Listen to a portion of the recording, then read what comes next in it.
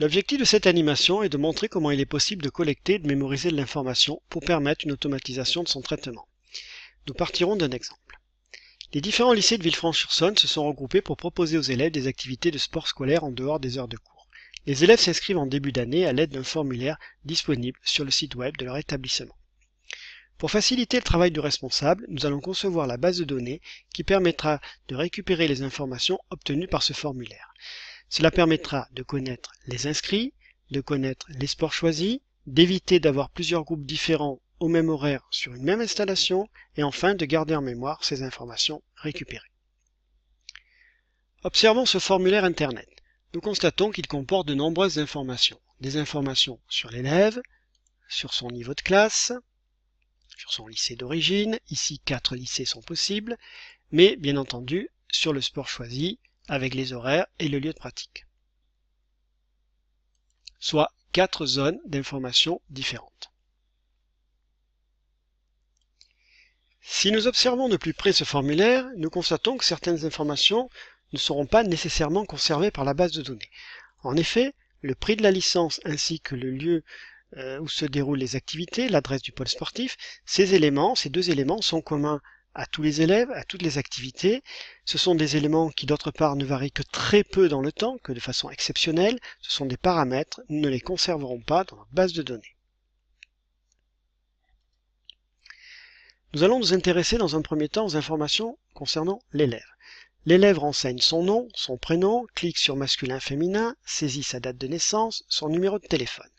Toutes ces informations sont très utiles pour gérer les activités sportives, mais problème, nous aurons des difficultés pour retrouver certains élèves lorsqu'il y a des homonymes. Nous déciderons donc d'attribuer un numéro unique à chacun des élèves. Ce numéro sera attribué par la machine. Pour gérer au mieux cette information, nous allons suivre une nomenclature, celle qui est donnée dans le dictionnaire des données, c'est-à-dire que nous allons attribuer un code à chaque information obtenue.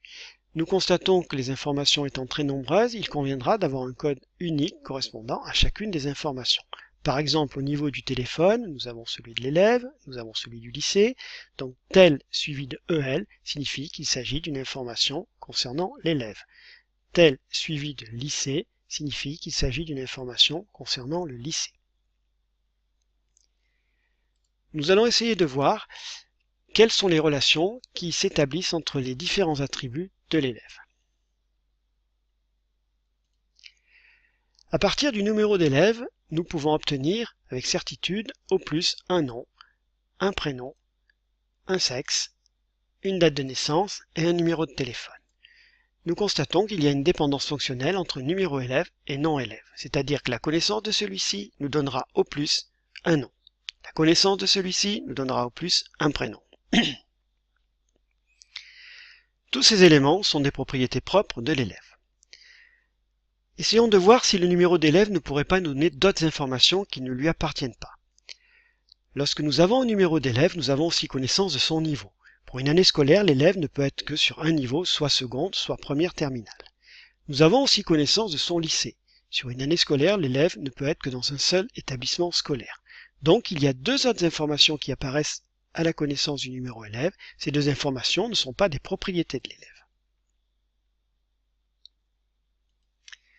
Nous allons voir comment s'établissent les relations entre les différentes autres zones d'information.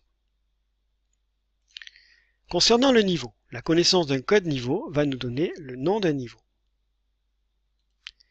La connaissance d'un code lycée va nous donner le nom du lycée, mais aussi son adresse, ainsi que le numéro de téléphone. Il y a là aussi dépendance fonctionnelle entre le code et chacun des différents attributs obtenus. Concernant le sport, nous constatons que le sport nous donne un nom, mais également un lieu de pratique, c'est-à-dire la piscine, le dojo ou la pelouse. Cette information est importante pour éviter d'avoir plusieurs groupes sur le même lieu d'activité. Si nous observons une dernière fois le formulaire, nous constatons que les horaires n'ont pas pu être attribués.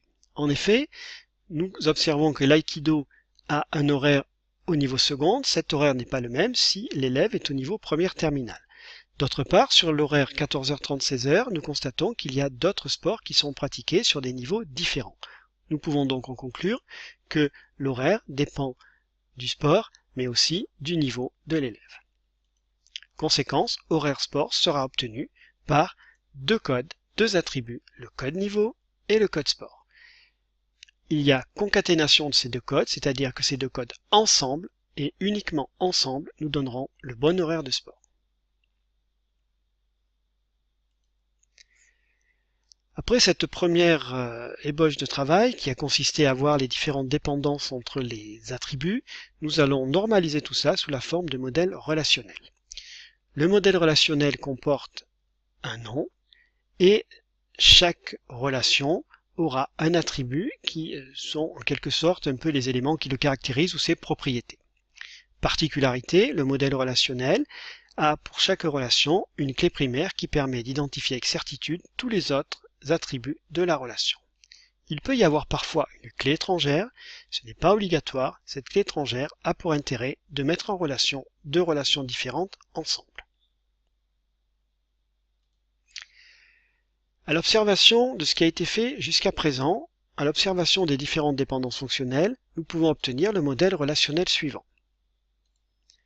Niveau avec code niveau, non niveau, les éléments que l'on a déjà obtenus, et comme clé primaire, le code niveau, puisque le code étant unique, il me donnera un seul niveau. La connaissance d'un code niveau me donne le seul nom de niveau. Idem pour le lycée, le code lycée devient la clé primaire qui permet de retrouver avec certitude tous les autres attributs de la relation. Nous avons pour l'instant trois relations. Ce modèle n'est toujours pas optimisé puisque nous observons que ces relations, bien qu'étant correctement conçues, ne sont pas reliées entre elles. Donc pour l'instant, nous ne pouvons pas établir de lien, de passerelle entre les différentes relations. Observons les éléments obtenus d'après les attributs élèves.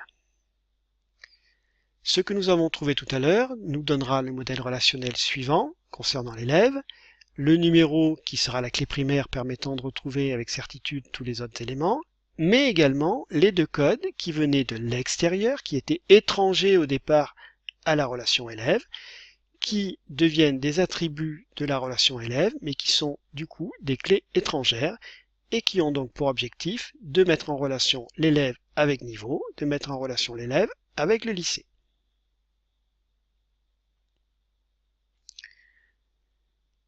Qu'en est-il d'horaire sport? Nous avions vu qu'horaire sport dépendait de deux attributs. Nous sommes donc obligés de construire une cinquième relation, que nous appellerons séance.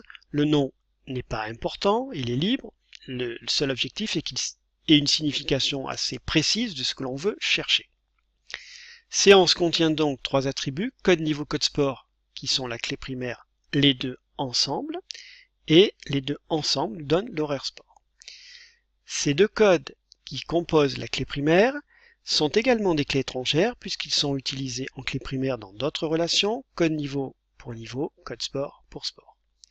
Nous avons donc là une relation un petit peu particulière puisque les attributs clés primaires sont également des attributs clés étrangères. Voilà notre modèle relationnel, il est maintenant terminé. Nous pouvons observer que toutes les relations ne sont pas isolées. Les trois relations qui étaient isolées tout à l'heure se retrouvent maintenant associées, reliées au reste du modèle. Par exemple, code niveau se retrouve relié à séance par l'intermédiaire de code niveau, se retrouve également relié à élève. Lycée se retrouve relié à élève par l'intermédiaire de code lycée. Et enfin, sport se retrouve lié à séance par l'intermédiaire de code sport. Ce modèle relationnel peut se représenter également sous forme graphique, ce qui permet une meilleure visibilité. Nous retrouvons exactement les mêmes éléments que dans le modèle en ligne, avec des clés primaires correspondant à des clés étrangères, chacune ayant pour but de relier les différentes relations entre elles. Nous avons terminé la création de notre modèle relationnel. L'étape suivante consistera à renseigner par des valeurs, par des occurrences, chacun des attributs qui figurent dans le modèle relationnel.